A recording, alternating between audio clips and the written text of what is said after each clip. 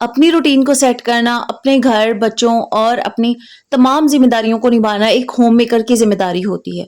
लेकिन वो किस तरीके से इस सबको करती है मैनेज, आइए आज आपके साथ अपनी इवनिंग रूटीन शेयर करती हूँ। बिस्मिल्लाहिर्रहमानिर्रहीम, अस्सलाम वालेकुम।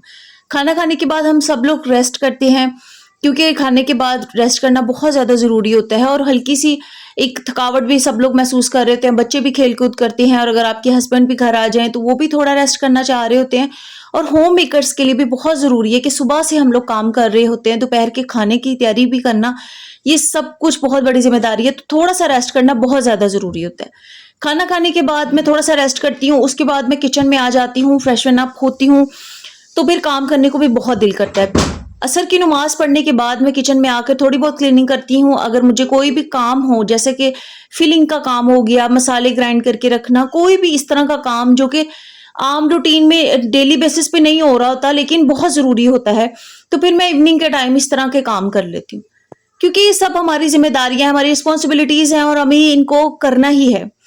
तो जब खाना बना रहे होते हैं, अगर इस तरह के काम भी साथ में हो ना, तो खाने में और देर हो जाती है। इसलिए आप लोगों के पास जब टाइम मिले, चाहे वो इवनिंग हो, चाहे मॉर्निंग में आप जल्दी उठ जाएँ, आप इस तरह के काम सोचकर उन्हें कर लिया करें। मैं हमेशा कहती हूँ कि कामों की हायरार्की बना लिया करें, उससे फिर आपके दिन का एक वक़्त जो है वो इन कामों के लिए हो जाएगा।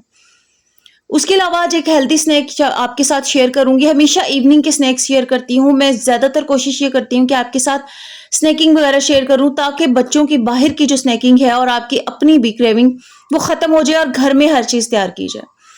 आज मैं एक फ्रूट सैलेड आप इसे कह सकते हैं, बहुत हेल्दी है। जो फ्रूट्स अवेलेबल हों उन्हें ऐड कर लिया जाए, तो इसमें कोई हर्ज नहीं है। मेरे पास क्यूकम्बर था, मैं ऐड कर रही हूँ। अनियन और टमाटो मैं ऐड नहीं कर रही, क्योंकि बच्चों ने खाना है तो फिर बच्चों के लिए अनियन वगैरह खाना ज़रा मुश्किल हो जाता है। आप चाहें तो ऐड कर सकते हैं। और मेरे पास नाशपाती थी, वो मैंने ऐड की। अनार थे, 1 अनार रेड कलर के हैं, ये थोड़े-से तुर्श जायके में थे, फ्रूट चाट में यूज़ हो जाते हैं। और 1 अनार जो मैं आगे ये वाला ऐड करने वाली हूँ, ये ज़रा लाइट कलर का अनार था और इसका फ्लेवर भी बिल्कुल लाइट सा स्वीट था, तो ये मैंने ऐड कर लिया। थोड़ी-थोड़ी चीज़ें ऐड करें और ये काफ़ी दिन तक ये चीज़ें यूज़ होती रहती हैं।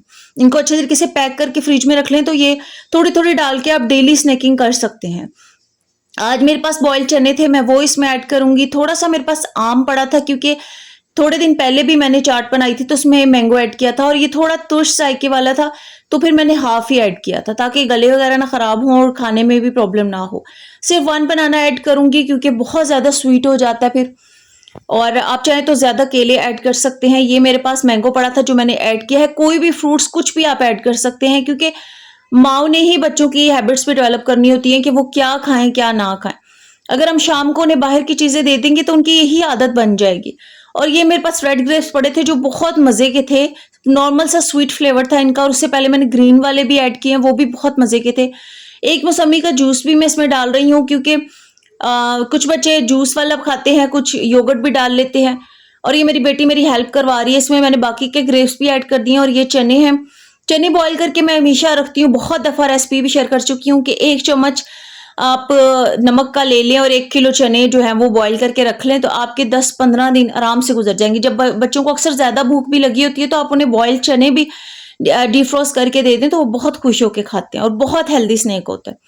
उसके बाद मेरा बेटा सोया हुआ था, वो उठ चुका था, तो मैंने बच्चों को चाट वगैरह सर्व कर दी और मैं थोड़ा-सा रूम को सेट कर दूँगी, क्योंकि दोपहर को सब लोग सोते हैं, एसी ऑन करते हैं, तो ये ब्लैंकेट वगैरह यूज़ होते हैं। शाम को मैं समेट के इन्हें बेड पे ही रख देती हूँ, क्योंकि रात को फिर यूज़ करना होता है।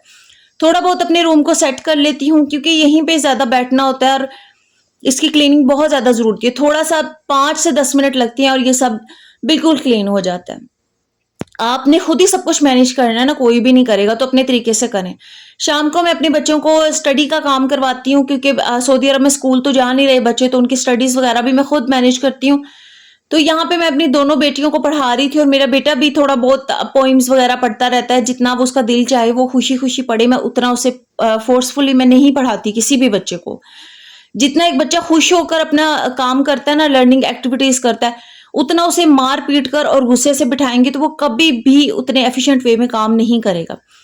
तो मैं शाम में कुछ भी कर लेती हूँ। कल शाम मैंने करेले बनाकर रख लिए थे, उन्हें कट करके नमक लगा के रख लिया था और रात को खाने के बाद जब बच्चे दूध वगैरह पी रहे थे, तो मैंने करेले धोकर फ्रीज़ कर लिए थे। तो जिस दिन मैंने बनाने होंगे मुझे बहुत आसानी होगी। और आज मेरे हस्बैंड धनिया पुदीना लेकर आए हुए थे सब्ज़ चटनी के लिए, तो आज मैंने सोचा कि मैं चलें ये काम कर लेती हूँ, क्योंकि चटनी वगैरह जो हफ्ता 1-10 दिन की बना के रख लें ना तो बहुत आसानी हो जाती है। बच्चों को भी रायता वगैरह देने से ये पेट के लिए भी बहुत अच्छा होता है। अगर आप पुदीने का जो धनिया पुदीने का आप चटनी बना के रखिए और रायते में आप मिक्स कर दें ना, तो ये बहुत अच्छा रहता है। गर्मियों में ज़्यादा यूज़ करना चाहिए। तो बच्चों को पढ़ाते-पढ़ाते ही मैंने साथ में अपना ये सारा काम कर लिया था। मैंने अपने टाइम को मैनेज किया है, मैंने वेस्ट नहीं किया कभी भी। क्योंकि मुझे अपने बच्चों की हर चीज़ मैनेज करनी है और ये मेरी बहुत बड़ी रिस्पॉन्सिबिलिटी है।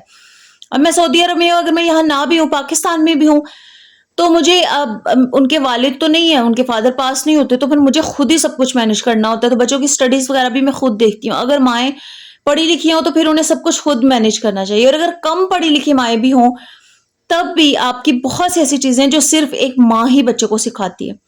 तो इसलिए अपनी रूटीन को आप खुद मैनेज करें, अपने बच्चों को बहुत सी कुरानी दुआएँ याद करवाएँ, बहुत कुछ है जो आप करवा सकते हैं। तो बच्चों की स्टडीज़ वगैरह का काम हो गया था, उसके बाद मैंने धनिया पुदीने को अच्छी तरह वॉश किया। 7 से 8 सब्ज़ मिर्चें डाली, आधी चम्मच नमक और थोड़े से पानी के साथ मैंने इसको ग्राइंड कर लिया था और मेरी चटनी रेडी हो गई थी। अब तकरीबन 8 दिन 10 दिन आराम से ये चटनी यूज़ होगी, और मेरा बहुत ज़्यादा टाइम भी बच जाएगा, क्योंकि दोपहर के खाने के साथ इतना टाइम नहीं होता कि फ़ौरन से चटनी वगैरह भी बनाई जाए। मेरे हस्बैंड भी रायता शौक से खाते हैं, मेरे बच्चे भी, मुझे भी बहुत पसंद है। तो फिर मैं ये बना के रख लूँ तो बहुत आसानी हो जाती है। सिर्फ़ फ्रीज़ को आप 5-10 मिनट पहले निकाल लें सर्विंग से, और फिर आप उसे वो थोड़ी-सी सॉफ्ट हो जाती है, जितनी आपको यूज़ करनी है चम्मच से निकालें और योगर्ट में मिक्स करें। आई होप मेरी बहनें मेरी वीडियो से कुछ ना कुछ सीख रही होंगी। अगर किसी एक की भी रूटीन मैनेज होगी ना तो मुझे बहुत अच्छा लगेगा। मुझे फीडबैक ज़रूर दिया करें, कमेंट्स किया करें, अपनी दुआ में याद रखिएगा, अपना बहुत ख्याल रखिएगा। अल्लाह हाफ़िज़।